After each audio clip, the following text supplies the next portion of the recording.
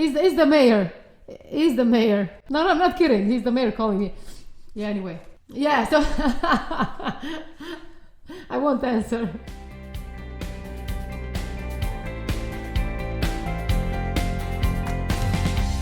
Hello and welcome to XTRI World Tour Meet the Organisers. I'm your host Tanya Branzanik, and in this episode we talk to Rafael Pina, the organizer of the Fodaxman Extreme Triathlon in Brazil.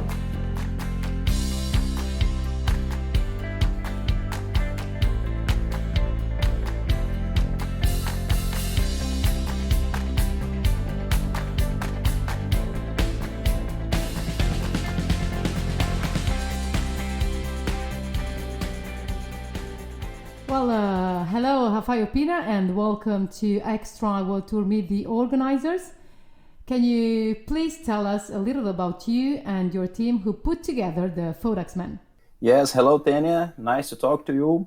My name is Rafael Pina. I am one of the founders of Fodaxman Extreme Triathlon here in Brazil. We are a group of four colleagues, four friends that try to create something different here in Brazil in 2016. We are three amateurs and one professional. And we had a lot of ideas about putting a different race here in Brazil, selecting a really hard course and a really beautiful course that could explore all the beautiful locations that you have here in the south of Brazil. Mainly, we intended to put a race where you could run through the most spectacular locations in the Santa Catarina mountain ranges. We have a lot of different places here, but Serra do Rio do Rastro, it's a mountain range with a road, spectacular road, and Morro da Igreja is called maybe Mount Church. It's a big mountain here in the south of Brazil, maybe the highest mountain in the south, and where you have a national park and you have a military base that controls all the air traffic in the south of Brazil. And you have a lot of different locations in a point-to-point race where we start in a lake on the lowland of the state and travel to 226 kilometers to the top of the state in one point-to-point with no return race in Fodaxman Extreme Triathlon. But we are led to believe that Fodaxman in Brazil means something different in Portugal. It would be great if you could clarify the meaning behind the name. Yes, this name here in Brazil, the name means something really hard and really difficult, and it's an adjective for something, and it's an adjective for someone who overcame these difficulties and became something like an outlier, or someone really badass, or someone who is really good at something. And that's the meaning of the start of the name. And the X, of course, comes from the extreme. And we try to create a name that reflects the difficulty of the race and the beauty of the scenery that we run through. Well, tell us a little about the submerged church in the lake. We know that there is a church inside the lake. This yes. seems like a cool feature of the swimming part. Yes, it's really nice, this swimming course. We swim in a dam that provides fresh water for the region where it's located. It's in the foot of a really beautiful mountains. And that lake was created artificially after the inundation, after the flooding of an ancient village. And the lake has a tower of a church outside the line of water. In the swimming, we pass through that tower during the night.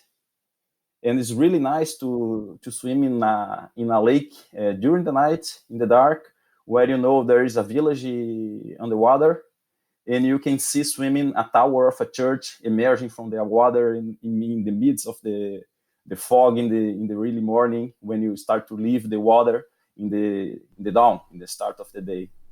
Yeah, it seems really epic.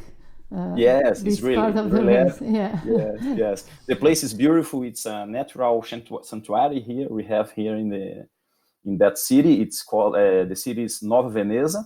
It's the first city of the course. We ride through 9 cities, 9 towns during the course of the bike and the swim and the run. What climate condition can the athletes expect? Because from the photos, it looks hot. Yes, yes. I think it's the main condition. It's heat. It's a really hot time of the year here. You can expect 33, 35 degrees. It's summer, almost summer. We are 4 days from summer. We try to put the race in the summer solstice to have the longest daylight possible. You can expect a lot of variations, but the main features, of course, is the heat. But last year we had a hailstorm in the start of the run, snow and a thunderstorm. We have 6 degrees in the middle of the race after we have had 38 in the middle of the bike. And in the start of the race, it was really warm. The water was 27 degrees. And after the finish line, a lot of people had to put warm clothes because the storm was really strong, and the drop in temperature as you rise the mountain is really hard. The top mountain, it's 1,800 meters. You can expect a lot of strong winds there, and in the night you had more or less 5 to 10 degrees even in the summer. Well, this seems really challenging, but what are the most challenging parts of the course? Well, I think that everybody agrees that is the bike section. We had a extremely hard bike course. You climb an accumulated elevation of 3,600 meters. It's really hard to keep that long climbing, and you have a different steepest of the course. We have the first 70 kilometers are rolling hills where you can have a little bit more of a regular running courses. The 17 kilometers of the Rio do Rastro Ridge, it's really hard. Typically, people took 2 hours to climb that section. And after that, you have 19 kilometers to Urubici, where it's the T2 and the run part of the race.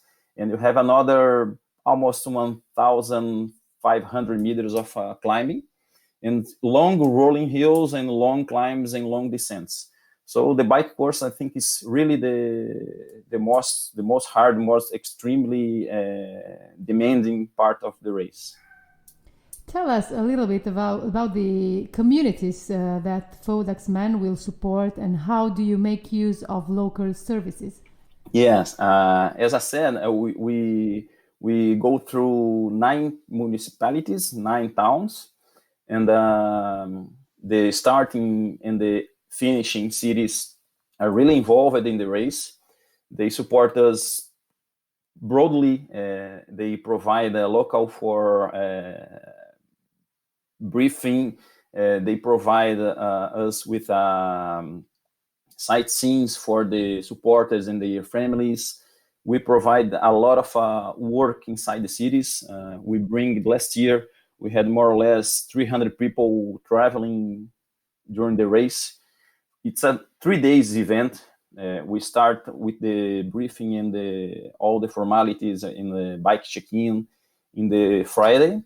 The start is 4 in the morning the Saturday, and we finish with a ceremony in the Sunday and confraternization for all the athletes in the Sunday morning. So it's a 3 days event that brings athletes from the sea level to the top of the state in the south of Brazil.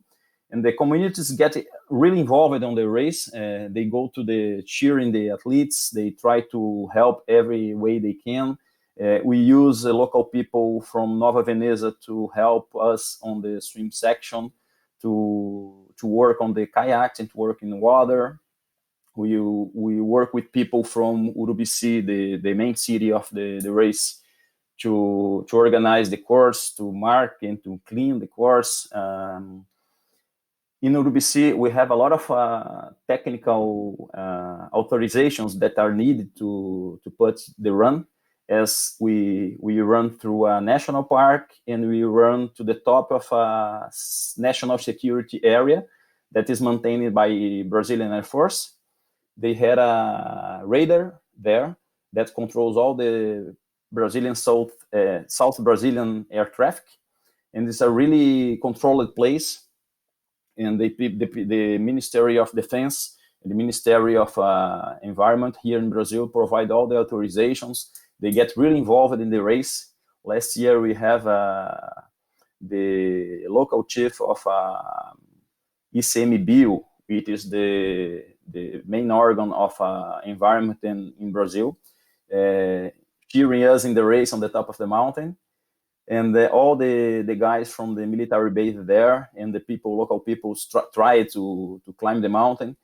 Morro da Igreja is, I don't know, but I think it's some of the unique races in the circuits that has road access to the top of the mountain, where supporters can go by car and bring the athletes down.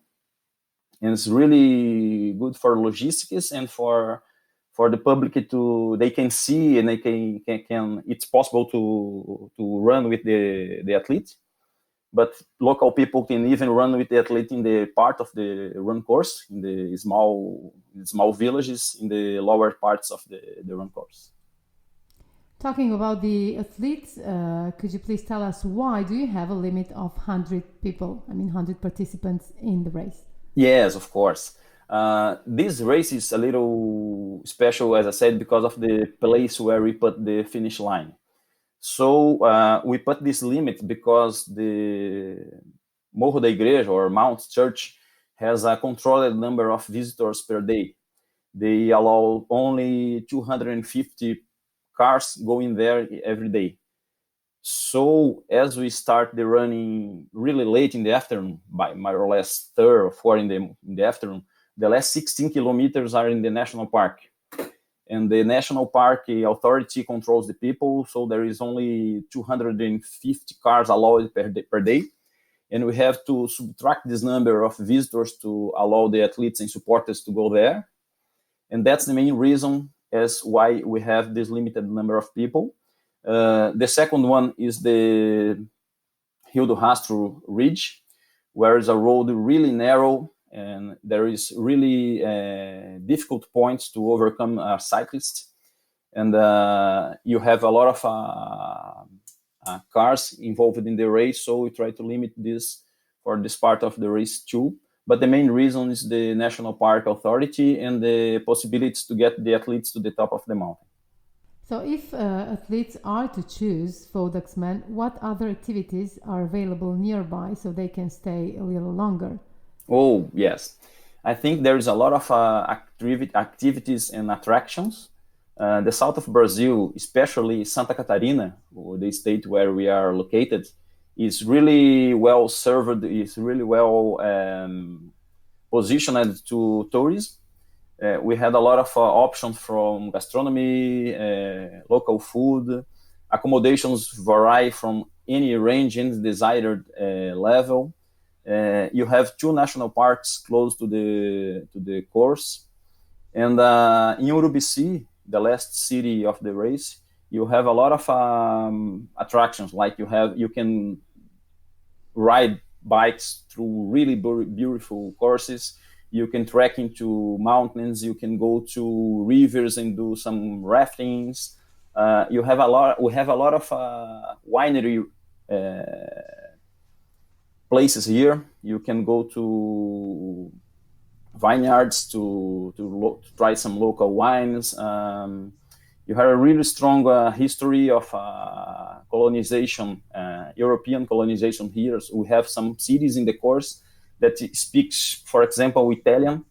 Local families speak Italian among them, or German in some other cities. And it's really nice. It's a very well-known tourism destination here in Brazil. Well, thank you, Rafael, and see you in December at the Fodaxman. Okay, Tanya, thank you very much. See you.